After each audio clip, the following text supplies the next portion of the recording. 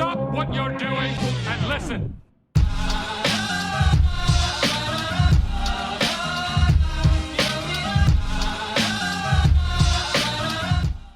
What's up, guys? We are going to do some coilovers on the Z4M today, my drift car. Picked up a rad set.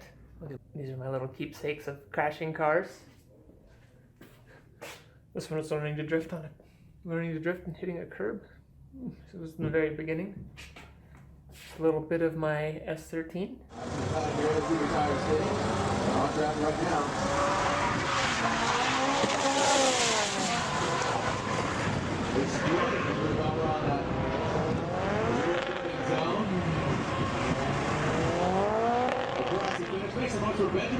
This one, this nice bend, actually the whole wheel is tacoed. Let's see if you can tell.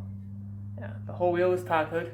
And that one was at the Red Bull World Drift Championship / Pro-Am, which I was doing Pro-Am Nationals that day. And I put the car into the wall at 80 miles an hour. So I'll roll in a picture if you haven't seen it of the car. Today we're going to, oh my god, I didn't even put it on the list. So here's my awesome list. And I don't have rad coilovers on here. So, well, I guess I'm gonna have to add that to the list so I can check it off today. We picked up KW version 3 coilovers. They have compression and rebound dampening adjustable separately. This is the first time I'm gonna have that on a coilover kit that I've had on one of my drift cars. The downside is that they're only ride height adjustable at the spring perch. So this means that changing the ride height affects the spring preload, which changes the spring rate.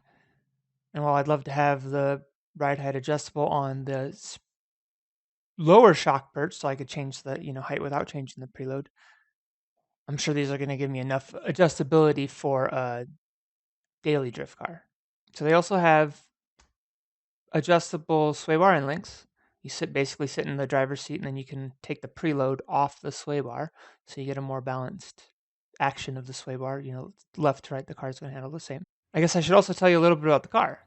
It's a 2006 Z4M Coupe. Pretty much an E46 M3 as far as the S54 engine and then the suspension are concerned, though the wheelbase is much closer like an S13. It's 100 inches, I believe. I purposely searched out the least expensive one I could find in the US since they're kind of a collector car and probably going to be like the Z3 coupes, the bread vans or clown shoes as people call them. Those, it's like skyrocketed in price, so this one might too. Eventually. Probably not because it's gonna get a little beat up with drifting. Purposely searched out the cheapest one with plans to make it a drift car. Found it in Detroit and had plenty of time to get to know it, driving at 3,000 miles on a road trip back to Arizona. I went down south through Florida to Florida before heading west back to Arizona and stopped making sure to hit Tail of the Dragon.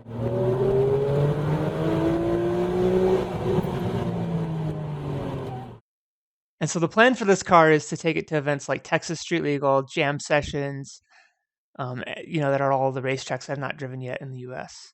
All right, let's get these coilovers installed.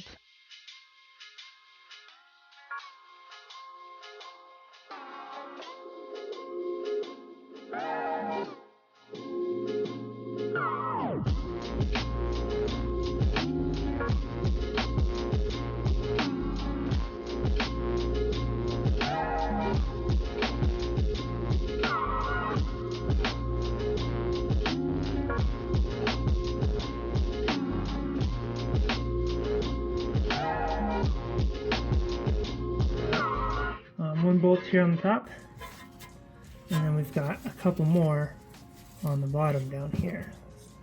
Let's see if I can get a better view of these. So there's one here, and then one on the other side. You can actually adjust camber by putting shims behind these. This is all going to be the same as E46, E36, I think even E30 stuff. So, yeah. So we'll have to take those bolts out. We'll have to release we'll have to take off the ABS lines, brake brake pad wear sensor lines, take off the sway bar connecting rod and link, and then up top we're also going to have to take off the top 3 bolts. So pretty easy stuff.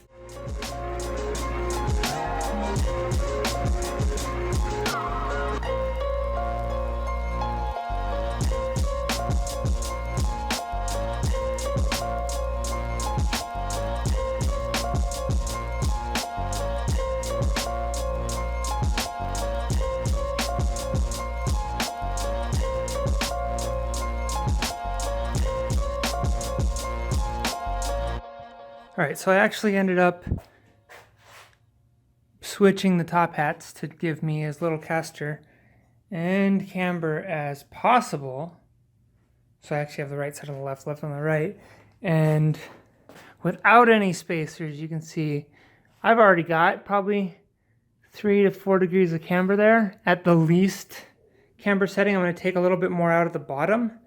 But I'm guessing that with the track width, that I'm going to gain on the bottom from SLR's angle kit, because I did go with the Ultra kit. I'm going to need to go with their top hat in order to move the top of the strut, I'm guessing like over here, to give me even less camber, less caster, to make up for the camber and caster that I'm going to gain down low. So we got this all locked down. I ended up raising up the bottom just a little bit from like max low.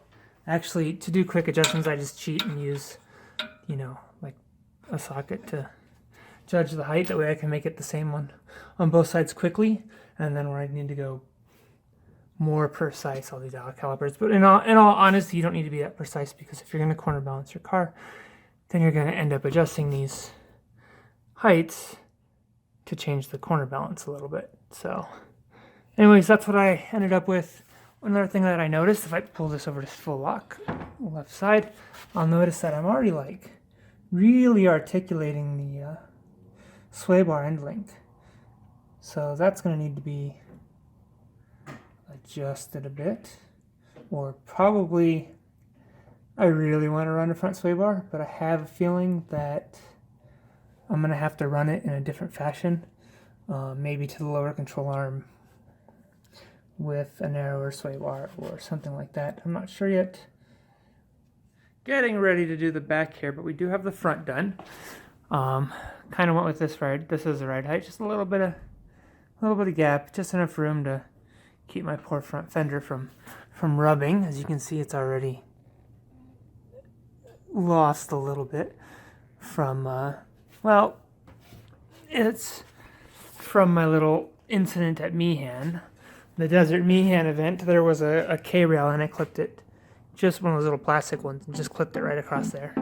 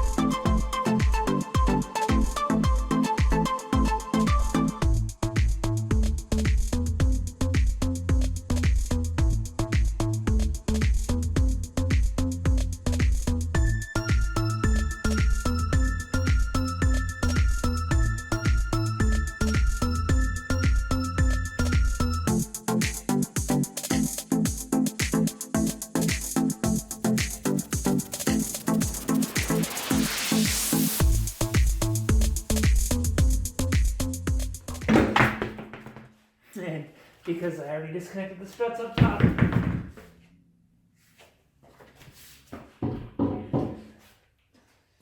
my H&R springs, since they're a bit shorter, fell out pretty easily. So put that there. And then we've got some dust and grime to clean up. And a very bent and broken strut, which for some reason was able to travel through its entire range last time I had it out and didn't look like it was affected by being bent, but it is bent from me hitting the wall at Desert Johan. So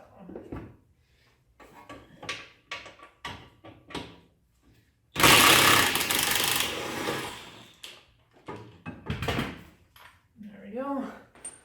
One bent, and oh my god, look at that. Let's see if I'm framing this good. Yeah, okay. So this guy has a massive dent right here. It looks like the top is, that's just, I think that's just a dust cover. Yeah, okay, that's just a dust cover. Ew. Didn't do a very good job keeping the dust out. Yeah, so this guy's dunsies. It still runs through its compression stroke though without getting stuck. So I'm guessing, I'm guessing the piston doesn't quite go all the way down. Jesus, look how bent that is. He's really bent. Well, surprisingly enough, it still works. But we don't want that crap anymore. Time for good stuff. I'm also hunting a rattle, I've been hearing. Figured out what the rattle is. The rattle is my lower control arm. It's an adjustable camera arm. So this guy, on the easy side, wasn't locked down, and that allows just a little bit of play in the threads because this is a cheap Max Peating rods. Yeah, and of course the other side's not locked down either. So homeboy just totally forgot. It looks like I'm leaking a little bit from the diff too. So that's going to be repaired.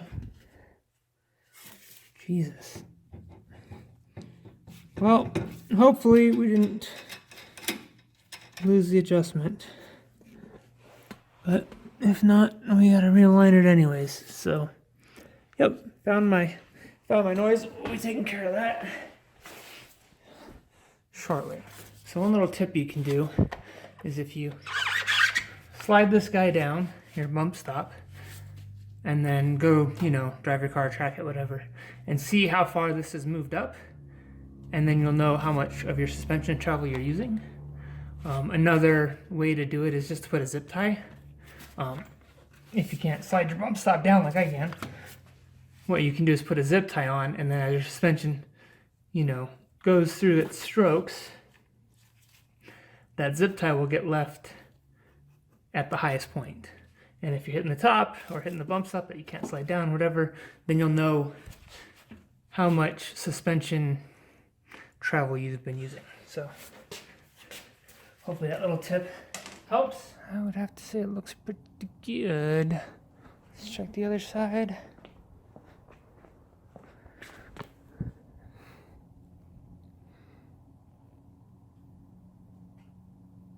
Let me know what you think in the comments.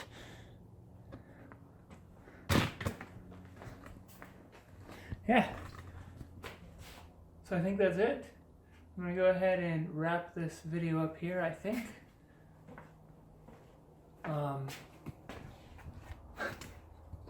Alright guys. We're recording. We're finally recording. I'm going to figure out this vlogging thing. I think I'm done for now with this project for tonight. I'm going to wrap up the rear interior because it's so torn apart, but I'm pretty happy with how she's sitting. And tomorrow we're going to go for a little rip, see how she handles. I'm going to double check the toe in the morning. We'll record some of that stuff too. I'm going to clean up my mess. It's been a long day. And Just want to thank everyone for watching this video. Hopefully you made it all the way through. And if you didn't, if you want to see more of these, go ahead and like and subscribe. Brian, I'm gonna be honest with you, that smells like pure gasoline. 60% of the time, it works. Every time. That doesn't make sense.